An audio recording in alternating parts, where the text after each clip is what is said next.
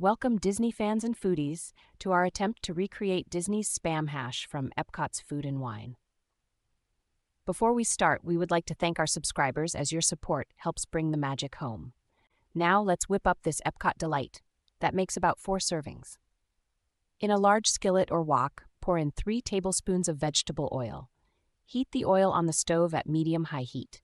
You want the oil to be hot but not smoking. Cut up 4 medium potatoes into bite-sized cubes and carefully add to the hot oil, spreading the diced potatoes out in a single layer. Cover and cook. That's right, covering the potatoes is a key step. This will trap the heat and steam, helping the potatoes cook evenly and become nice and tender.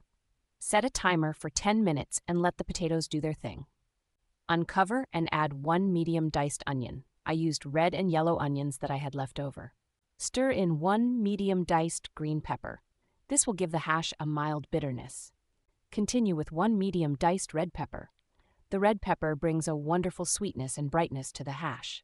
Sprinkle 2 teaspoons of garlic powder evenly over the vegetables in the skillet, creating a well-rounded flavor profile.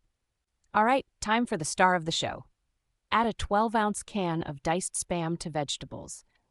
Stir everything together and let the Spam heat through and get slightly crispy.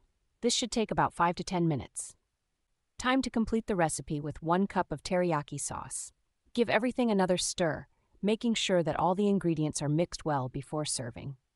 Let's make a simple spicy mayo. Add 1 cup mayonnaise in a small bowl along with 3 tablespoons of Sriracha sauce and whisk together until the sauce is smooth. This makes a perfect finishing touch for our Spam hash.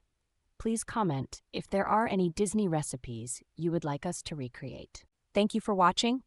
Please like and subscribe to our channel to help us continue sharing delicious Disney recipes.